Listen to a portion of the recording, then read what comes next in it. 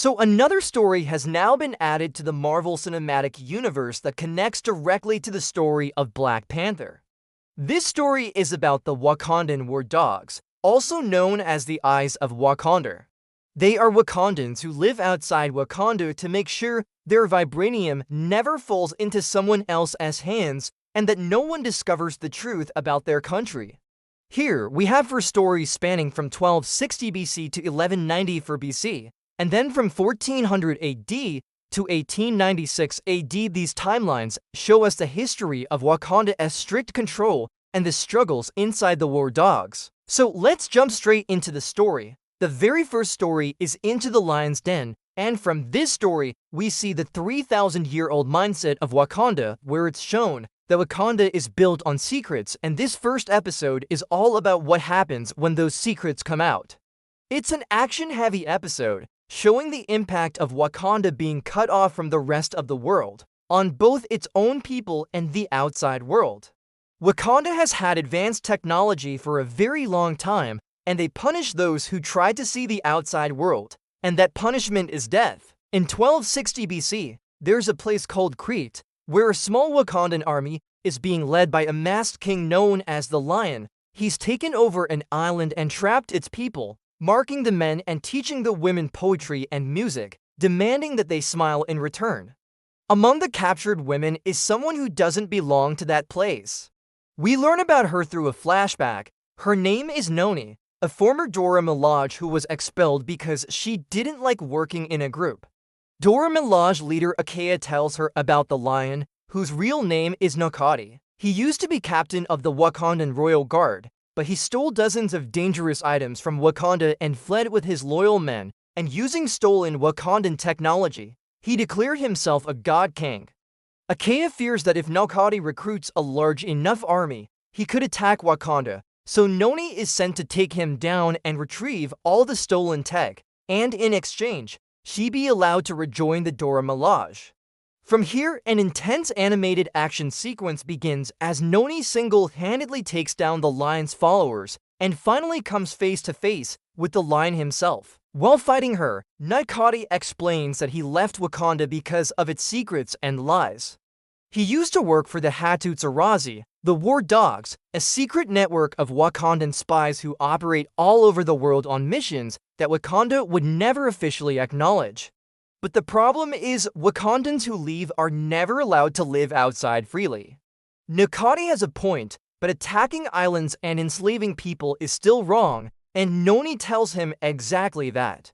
She defeats him in battle, losing one of her own eyes in the process. Nokati chooses death over returning to Wakanda because going back would be slavery for him, and he activates a self-destruct mechanism, but Noni survives, though she fails to recover the stolen tech she came for. The Dora Milaje offer to take her back, but she refuses, instead asking to join the War Dogs to help recover Wakandan technology from the rest of the world, and Akea agrees. The next story is Legends and Lies of Wakanda, the second episode, which retells the Trojan Horse story with a twist. It is built on the concept that the Wakandan War Dogs were so secretive that they influenced historical events without anyone ever realizing it. Brotherhood and betrayal are the main themes here, with the lead character being Memon, a Wakandan who has been living among the Myrmidons for 9 years. He has become close friends with Achilles, who considers him more than a brother.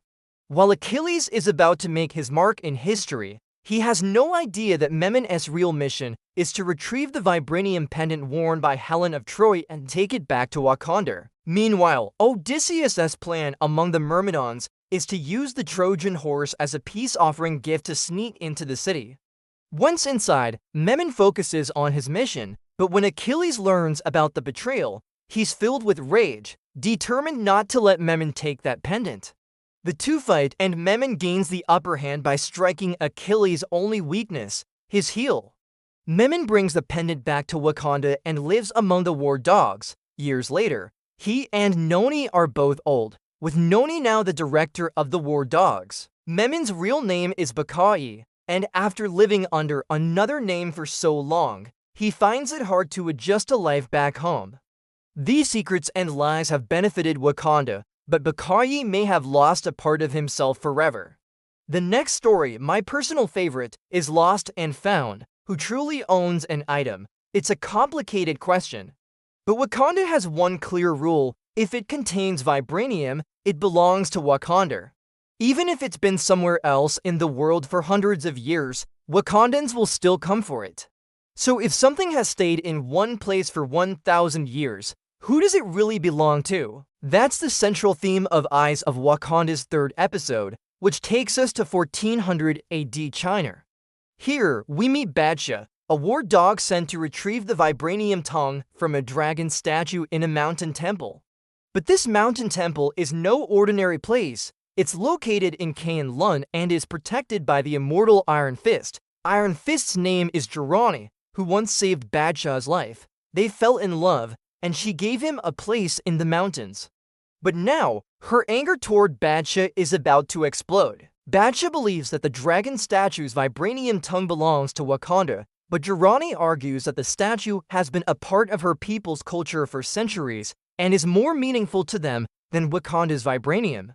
Both sides have valid points, and we get incredible, fun action sequences that do justice to the Iron Fist name, including a fantastic monorail sequence.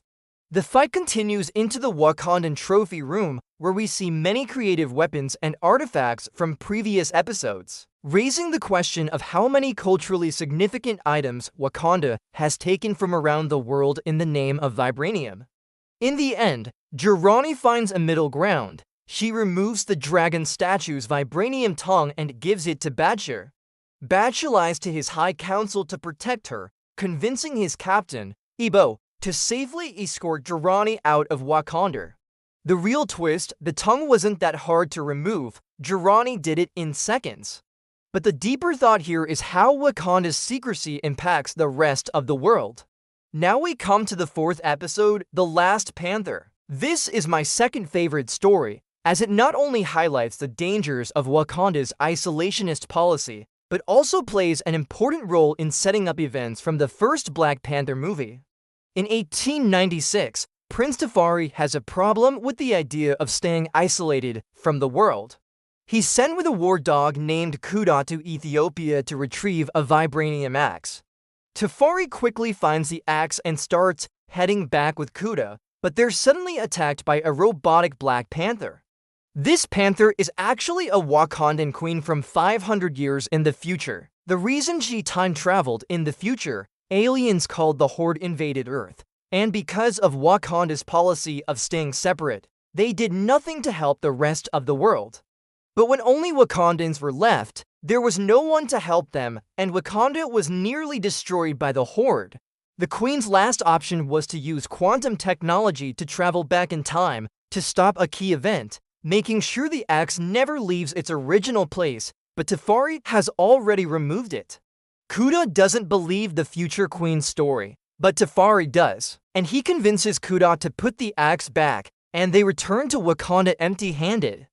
This same axe is the one Erik Killmonger brings to Wakanda in the Black Panther movie, triggering the events of that film, and ultimately leading Wakanda to abandon its isolationist policy.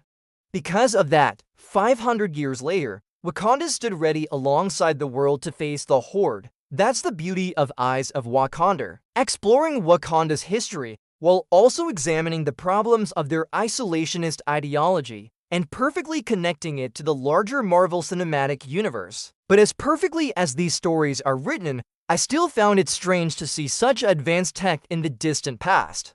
In the Black Panther movies, we saw that Wakanda wasn't quite this technologically advanced before Shuri's innovations, even looking at T'Chaka's suit as an example. Still, this is a story that gave us twisted accounts from different points in history, introduced the Immortal Iron Fist, and delivered brutal, incredible action. So yes, Eyes of Wakanda deserves praise. Now, tell me what you think about this series. Do you like Marvel's style of exploring different sides of their universe? What's your take on the conflicts shown here? And after watching this series, don't you also feel like we need more Iron Fist action? Let's talk about it in the comments. If you liked the video, make sure to hit like and don't forget to subscribe to the channel.